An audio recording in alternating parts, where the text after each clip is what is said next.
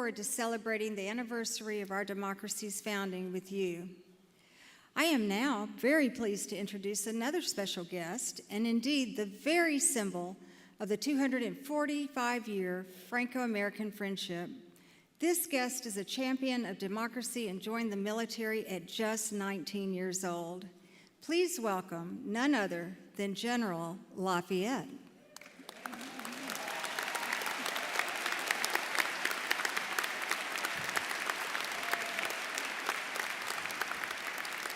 Bonsoir, citoyens, mesdames et messieurs, chers amis, good people of the federal city of Washington, my dear, dear friends, please to allow me an introduction. The name is General Lafayette, though I believe many of you know me far better by my name of the Ancien Régime, of the old order, of the Révolution here in America. And that, of course, is Marie-Joseph Polyvroche-Albert de Motier, le Marquis de Lafayette. Would you like to repeat that, monsieur? What a pleasure and honor it is to see all of you here on this magnificent evening. It is hard to believe it is already the 7th day of September of the year 1825. But nonetheless, a day of celebration, is it not? Ah, how I will always love you Americans. For in reality, you have no idea of what I am celebrating, but many of you are willing to celebrate right along with me. You know, I think that is a credit to the American people, how very optimistic you are, or simply in want of a party. Well, how could you know, my dear friends, for I, General Lafayette, have only recently returned back to America after 40 long years. Indeed, my friends, the last time I set foot upon American soil was just after the signing of the Treaty of Paris, which of course occurred in September of 1783, ending the Great War for American freedom. So in 1784, I returned for 6 months to celebrate with all of you, my beloved brothers and sisters here in America. But friends, even though 40 years have passed, we must never forget how that independence was in fact achieved. For all of those brave soldiers, sailors, and Marines alike, who have fought and bled upon countless battlefields to achieve American freedom, let us applaud them all!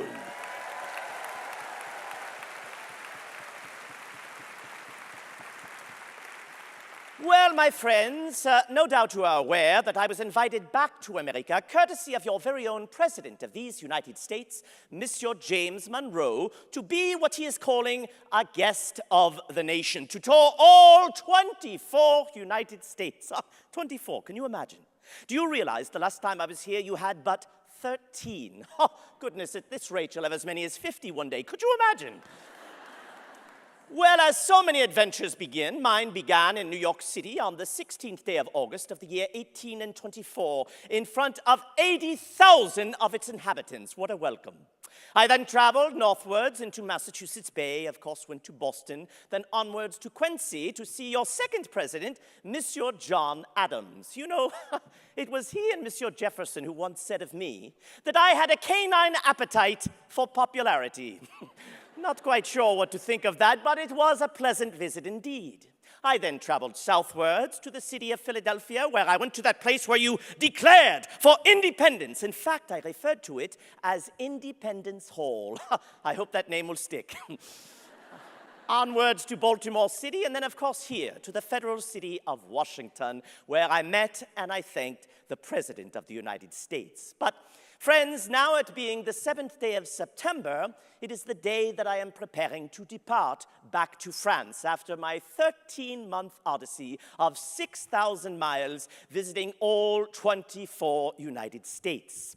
And indeed, last evening at the Maison Blanche at the White House, your newly elected president, John Quincy Adams, had a great soiree for me, a wonderful party. It was my birthday, of course, my 68th birthday. And in fact, I saw most of you there last evening. Madame, You did so well with the popular dances of the 1770s and 80s. If I am not mistaken, you danced 3 minuets, 2 bagatelles, a Scottish reel, and 7 country dances before you had your first glass of wine. Well done indeed. Oh, and you, monsieur, I saw you as well. You dipped your cup into the punch bowl at least 15 times. But there were many toasts to be had, were there not?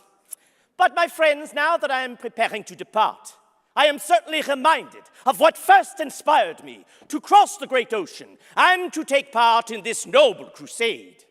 For friends, I first heard of this cause back in 1775. Back then, I was but a sous-lieutenant, a second lieutenant, newly promoted to the rank of captain, in truth, only because my father-in-law owned the regiment. So it was a bit of a wedding gift. Well, there I had found myself billeted in the eastern part of France, in a city called Metz. And as was commonplace back then, we would often have these grandiose dinner parties with all of the most noble officers in attendance. And there we would typically speak about the various subjects of the day. Perhaps a war that had begun, a war that had concluded, perhaps a new treaty that had been signed, perhaps a new innovation in strategy or in tactics. But on one occasion, we had a very special guest, and this guest was none other than the Duke of Gloucester. Indeed, many of you might say, well, who is the Duke of Gloucester? Well, he happened to be the brother to George III, the King of England. But unlike his brother, the King of England, the Duke of Gloucester was rather sympathetic to the American cause. In fact, many were of the opinion that he thought America should be free and independent. So we all listened in on what he had to say. Now, of those great officers present that evening, there was the noble Comte de Broglie. Many of you probably remember him well from his exploits during the 7 Years' War, and there were some who even said that he was going to be given command of the Continental Army in the place of General Washington himself. Now, the Comte de Broglie was a fine officer, to be sure, but I think we are all thankful that General Washington remained in command. Are we not? Goes without saying. There was, of course, my beloved friend, Le Baron de Kolb, the one man, perhaps most responsible for bringing me here to America. I can still recall receiving the dispatch of the news of his death after the Battle of Camden in August of 1780, most distressful to me, but even more so to the great cause of American freedom, for he was such a fine officer. There was, of course, the Chevalier de Buisson. Madame, the Chevalier de Buisson. What a coincidence! You danced a minuet with him at the last of the Queen's birthday parties, did you not? Oh, madame, you are being quite modest. You realize you are still the talk at Versailles. Oh, dear friends, she danced the most magnificent minuet I have ever seen dance before. Do you recall the name? Oh, how could you forget? It was called Le Dauphin. Perfectly stepped. Not one error, madame. You must have worked with your dance master for weeks, if not months. Oh, and upon conclusion of that perfect minuet, what did the Queen say to you? C'est magnifique. It is magnificent. And you know very well the Queen never gave compliments to anyone but herself. You know, madame, if only I could find a few musicians here, we could all see an example of that minuet. Would you like that, my friends? Oh, alas, madame, it appears they have all gone. Another time. But rest assured, madame, you are still the talk at Versailles. Forgive me, friends, I have veered off the course of my subject. Let me return. So, that evening, we spoke of many subjects, of the fighting at Lexington and Concord, the Grand Congress in Philadelphia, and of course, the great man himself, that of General Washington. So it was by the conclusion of this meal that I told my brother officers that I was ready and willing to fight, and if need be, die for this cause. Now, I know what you're all thinking. Why, Monsieur le Marquis? Why would you want to go and fight, and perhaps die, in another man's war? For France and England were not at war at that moment. Why would you want to risk yourself in such an endeavor? Well, I believe you know the answer to that question. For this had been a war like none other in the history of man, had it not? It was a war of great ideas, of the freedom, even the liberation of mankind, a war that had embraced the ideas of the great thinkers of what we often refer to as this enlightened age, or some call it an age of reason, with men like Voltaire and Rousseau and Montesquieu and Locke, And what were they speaking of? Representation in government, of an equality of mankind. So it was with this inspiration that I rose up from my chair, I drew my sword, I came towards my host, the Comte de Broglie, and told him I was ready to put my colors to this great and noble cause. But alas, he was not as enthusiastic as I was, and he said, "Sit down, Monsieur le Marquis. I believe you've had a bit too much wine."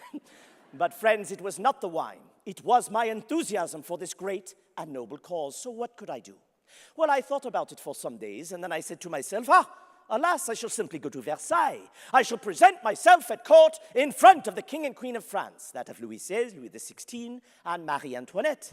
So off I go to Versailles, presenting myself at court in front of the King and Queen of France, asking them if I might take part in this noble crusade. And what do they say to me? Give it a try, my friend. You've got a 50-50 chance.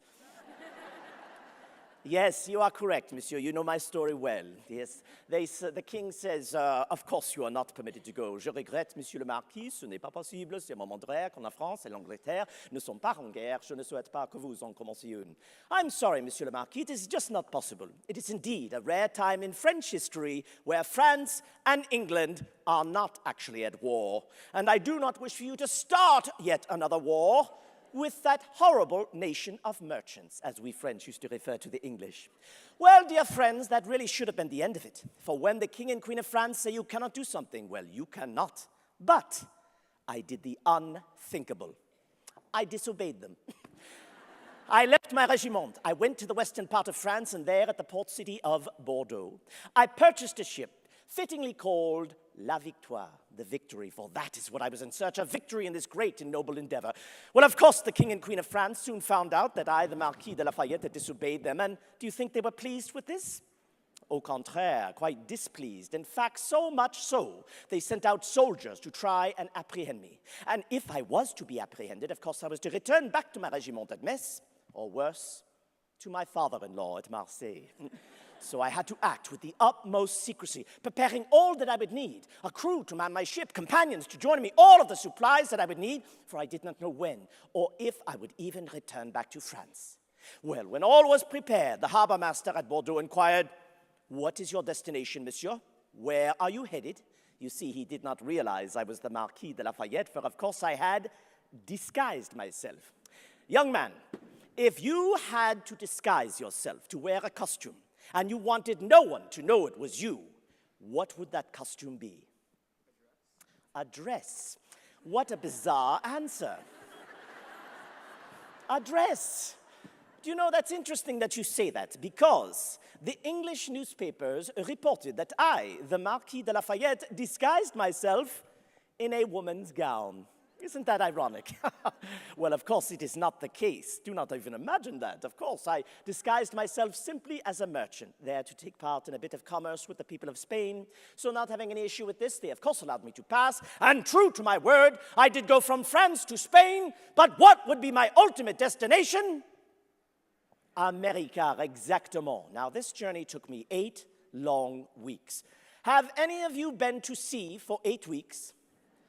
Indeed, those that have, I thank you for your service, but I am glad that I joined the French army and not the French Navy, simply because I was seasick nearly every day of my journey. But after 8 long weeks, as I looked over the bow of my ship, I could see the Americas for the first time. And we had landed at a place called Georgetown in South Carolina. Oh, I recall that evening. There you are, South Carolina. In fact, I recall meeting you ladies that evening. Well done, indeed, for your hospitality. Now, I recall that evening perfectly well, for even though it was evening, the moon was so bright that it illuminated everything that we looked upon. So as I put my foot upon American soil for the first time and met you, the good people of the United States of America, well, what do you think my first impressions were of you, the people of the United States? Perfect. It's better not to answer that question. It was not a very good one, because the first Americans I'd met here in America tried to kill me. Yes, we had landed at the plantation of a Monsieur Auger, Benjamin Sugar, or Auger is the way you pronounce it there, Auger in South Carolina, an ardent patriot, but he had mistaken me and my companions for Englishmen. Can you imagine mistaking me for an Englishman? Do you know, in hindsight, I don't think the moon really was that bright. Well, I quickly assured them that we were not. We were there to help them in their great and glorious cause, and once they realized this, they welcomed us with open arms. But, friends, we were not there upon a holiday. We needed to make our way as quickly as possible to Philadelphia City. So, after bidding farewell, thanking them for their kindness and hospitality, and most assuredly for not killing us, we began that long journey northwards to Philadelphia. It would take us several more weeks, but we would eventually arrive in that largest city in former English North America, Philadelphia, and its 40,000 souls. Now, my friends, before I had departed from France, I had met with an American agent from Connecticut, his name Silas Dean. He was there in Paris trying to recruit officers, and he bestowed upon me what he called a promissory note, promising that if I, the Marquis de Lafayette, were to come to America, I would be granted the rank of Major General in the American Army. So there I was, promissory note in hand, and I approached your Congress. I said to them, honor me so by granting me a command in the Continental Army that I too might fight against tyranny. And now what does Congress say to me? You're doing great, my friend. Yes, well done. They say, thank you for coming, Monsieur le Marquis. We appreciate you offering your services, but we don't need, nor do we even want your help. Now, can you imagine this, dear friends, what I had endured up to that moment? I had left my regiment. I had disobeyed the King and Queen of France. I had traveled 8 long weeks at sea, seasick nearly every day. I had nearly been killed by the first Americans I met here in America. I had traveled from South Carolina all the way to Philadelphia in the month of July, just to be told by your members of Congress to return back to France. Well, I ask all of you, what would you have done? Would you have returned back to France? Of course not. You would persevere. You would overcome. You would triumph in the end, just as I had done. So I attempted again to Congress, saying, very well, you will not give me a command of soldiers, but perhaps you will allow me to serve as an aide-de-camp to General Washington, as a member of his staff. Well, once again, they say to me, I'm sorry, Monsieur le Marquis, it is just not possible. Besides, we don't have enough money to pay you. Well, dear friends, I finally said boldly to your members of Congress, then I shall serve at my own expense. And would you know it, with those immortal words, your Congress immediately made me a Major General.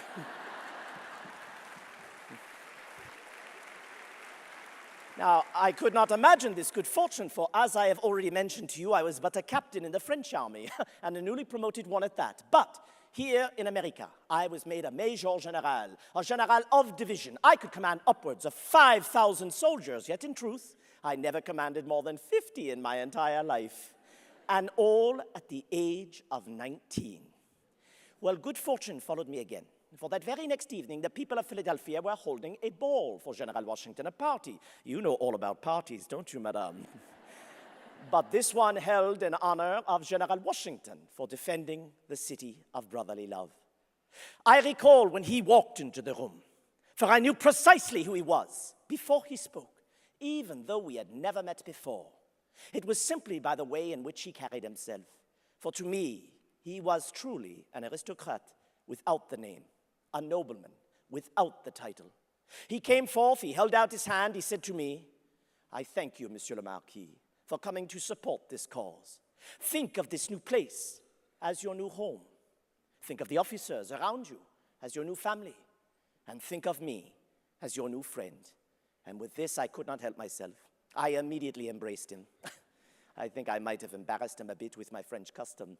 But I said to him, from now on, mon général, j'ai deux patries, la France et les États-Unis d'Amérique. From now on, I shall have 2 countries, France and the United States of America.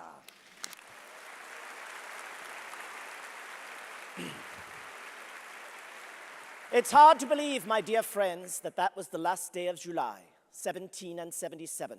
And here we are, already, on the 7th day of September, 1825. So much has changed, yet there is still so much left to do. Do you know, my friends, the last time I saw His Excellency was 1784.